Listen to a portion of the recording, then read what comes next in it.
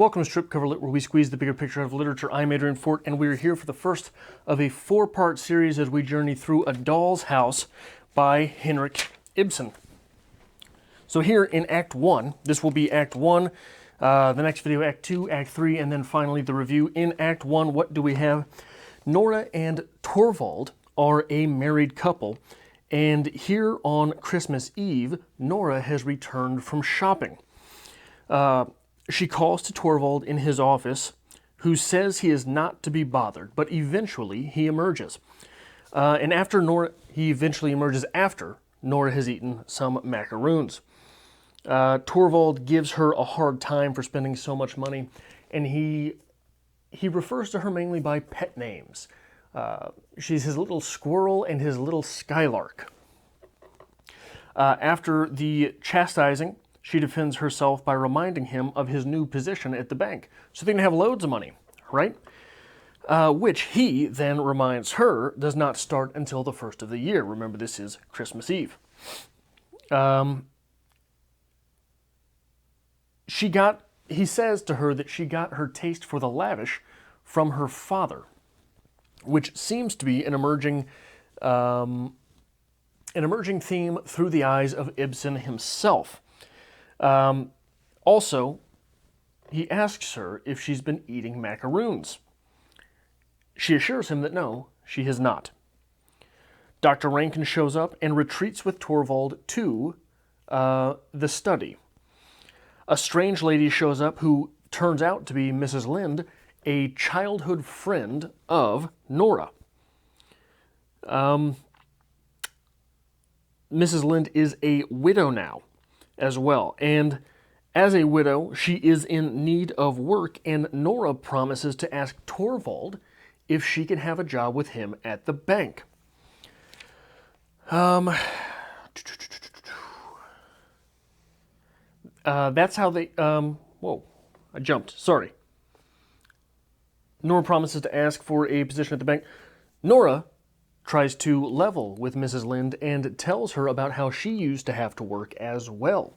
That's how she afforded to take Torvald to Italy when he was ill, don't you know?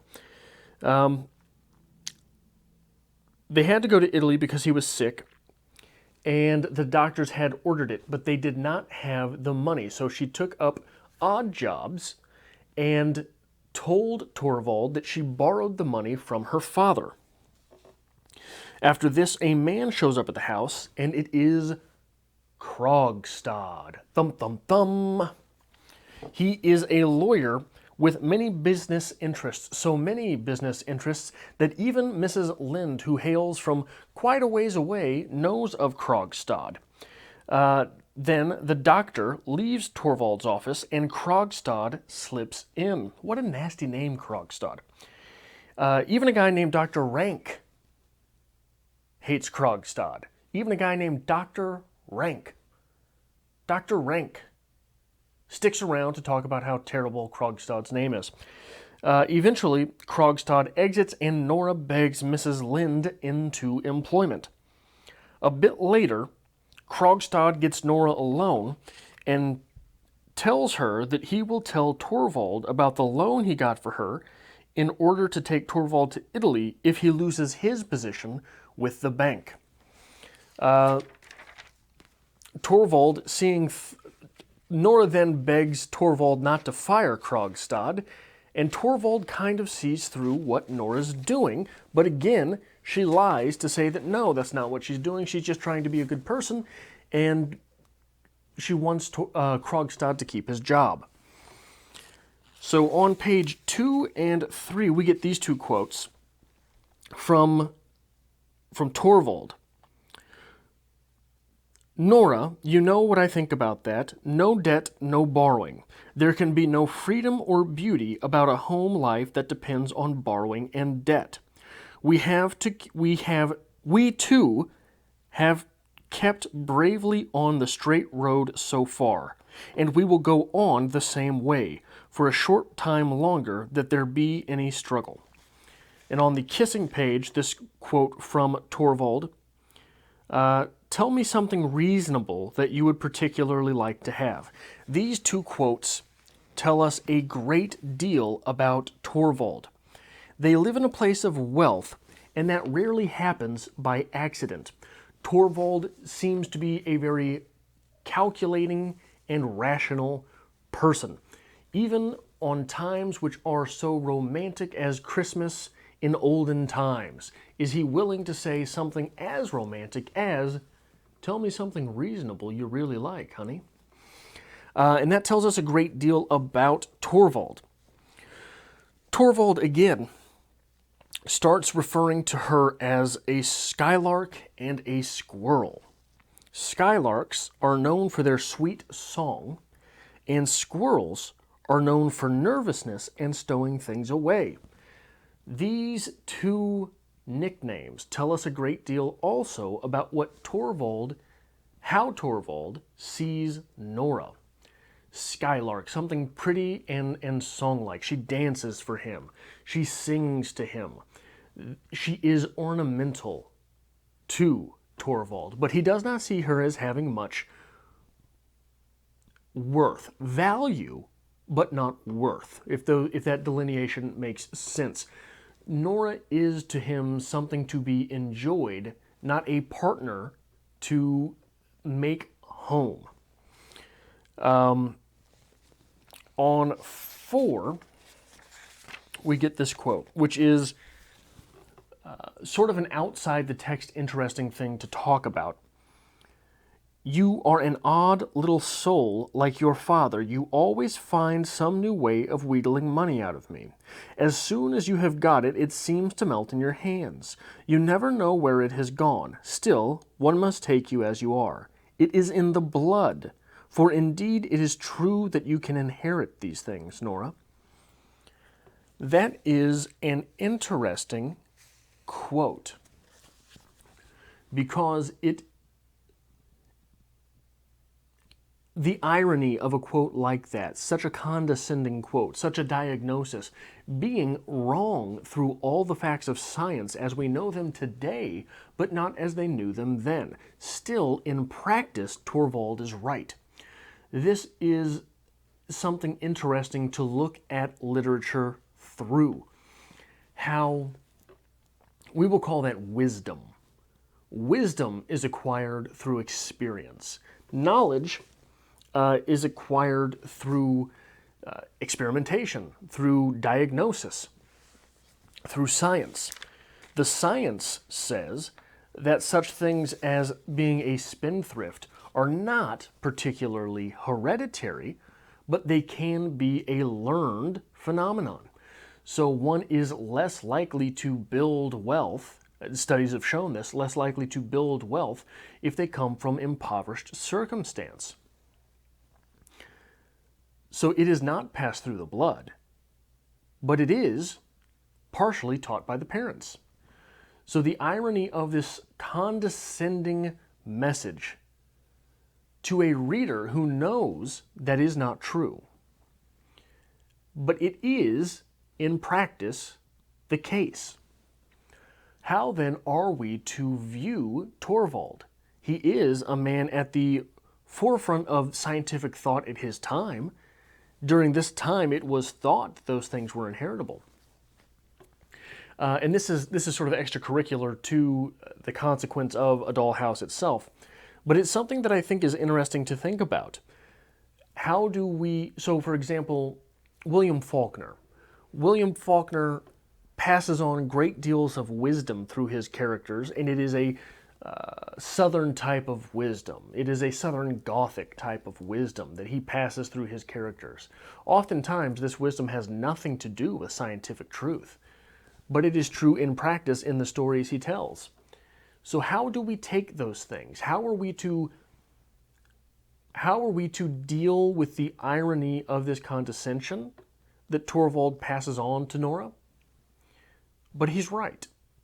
How does that make us, a reader in later times, view Torvald as flawed but correct? Moving on that same page, this coming to us from Torvald. "But do you know, It strikes me that you are looking rather, shall I say, uneasy today, Nora. Do I? Torvald. Yes, you do, really. Look straight at me. Nora looks at him. Well? Torvald, wagging his finger at her. Hasn't Miss Sweet-Tooth been breaking rules in town today? Nora. No. What makes you think that? Torvald. Hasn't she paid a visit to the confectioner's? Nora. No, I assure you, Torvald. Torvald. Have you been nibbling sweets? Nora. Certainly not. Torvald. Not even taken a bite of a macaroon or two? Nora. No, Torvald. I assure you, really. This is a lie. Simply 4 pages in to this, we have Nora spending great deals of money, buying gifts for different people, wanting to show these gifts off, and proving herself to be a liar at the same time. Torvald has set out a rule for Nora that she is not to eat sweets or macaroons because he thinks it is bad for her teeth. Again, he is correct. And we have Nora, who seems to be utterly infatuated with Torvald. Still, she is willing to lie to him. On page 9, these quotes. From Mrs. Lynde, I only feel my life unspeakably empty. No one to live for anymore. And later on the page from Miss Lynde. No one to work for, and yet obliged to always be on the lookout for chances. One must live, and so one becomes selfish. This is a marvelous construction of pathos. Forced to scrap for life, one covets the scraps themselves. And she is speaking, of course, with Nora, who is much more well off than is she. And this sort of... So Nora lost her husband.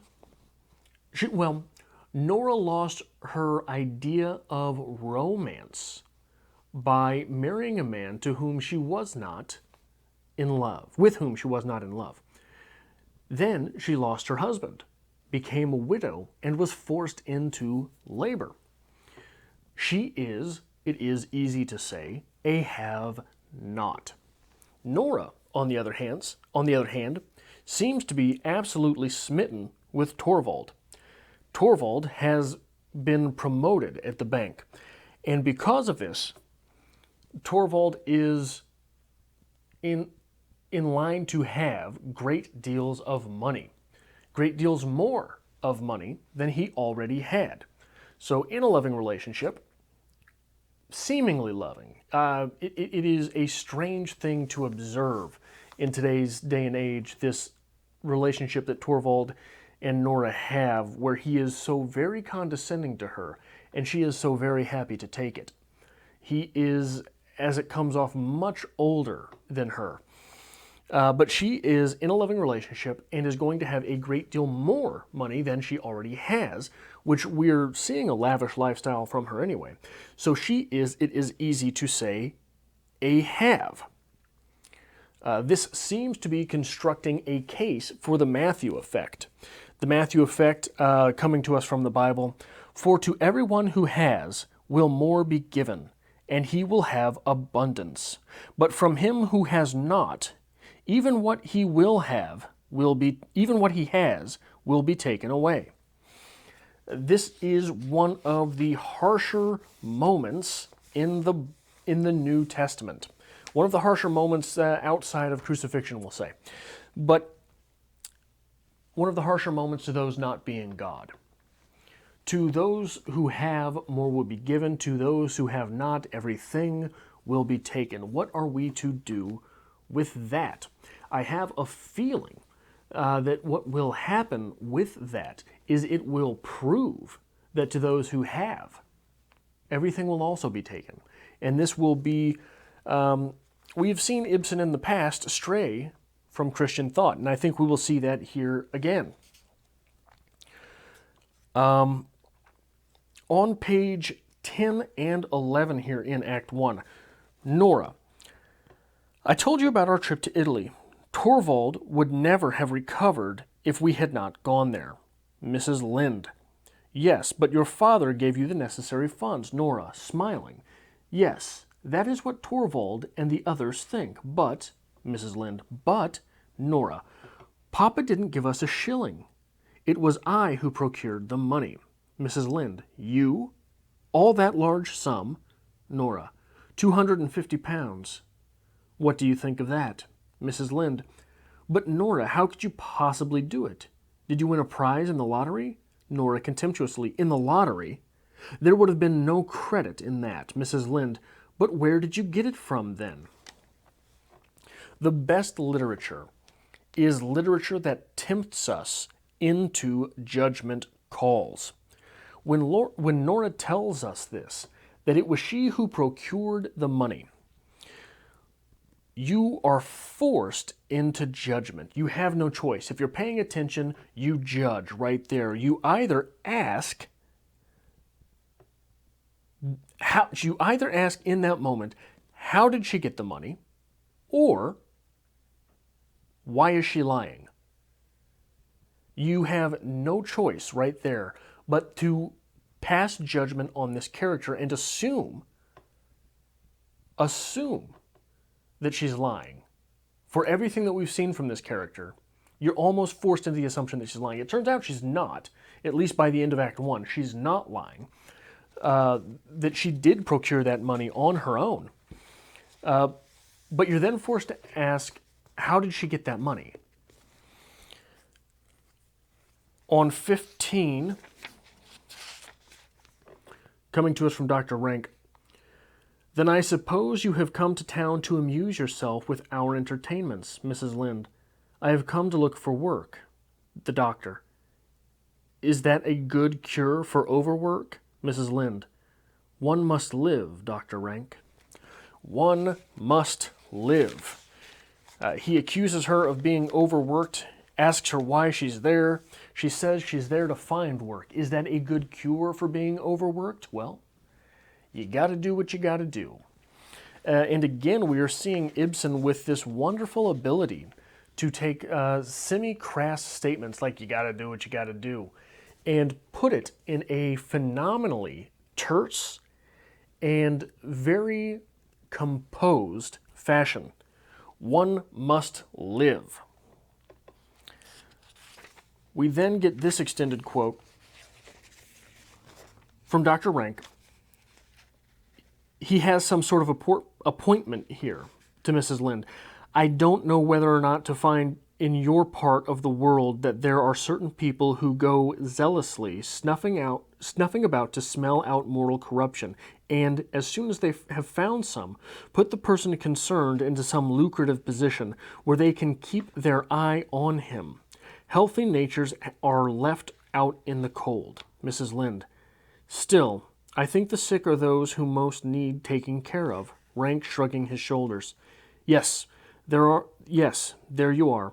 That is the sentiment that is turning society into a sick house. Nora, who has been absorbed in her thoughts, breaks out into smothered laughter and claps her hands.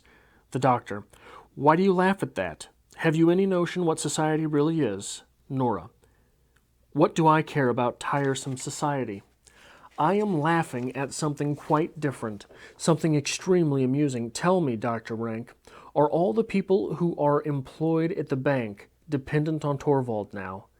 The doctor says, is that what you find so extremely amusing? Nora, smiling and humming. That's my affair, walking about the room. She says, it's perfectly glorious to think that Torvald has so much power over so many. She takes the packet from her pocket. Dr. Rank, what do you say to a macaroon? The doctor, what macaroons?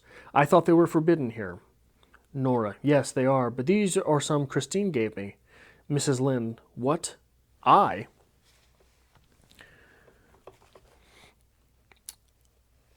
This is too immediate a turnaround from Dr. Rank talking about society becoming a sick house for those who need taking care of, to Nora having her aha moment. This is a statement on that aha moment itself, saying that Nora is sick, and in her sickness, she implicates Dr. Rank and Mrs. Lynde. She offers Dr. Rank a macaroon, which she then puts in his mouth, something that Torvald has forbidden in the house and that she has already lied to him about.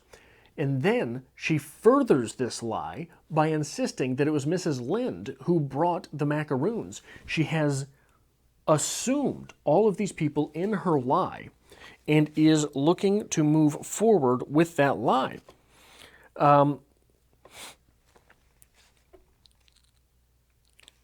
So it is the very undermining of authority that Nora is caught in that she relishes. She is relishing this undermining, and it seems to her opportunity. But why?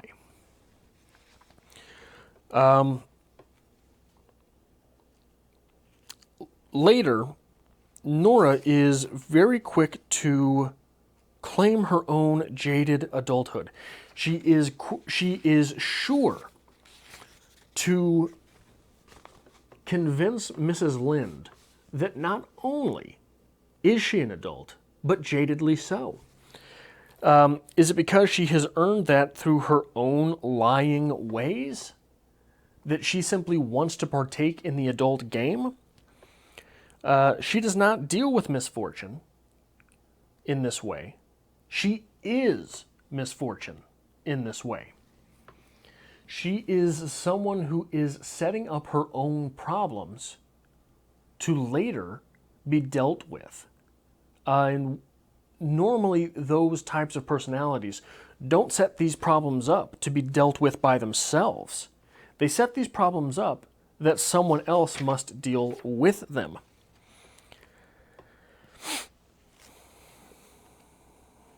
Now, another thing that is interesting to note here, this is all taking place on Christmas Eve. Christmas Eve is the dead of winter. Her dad died.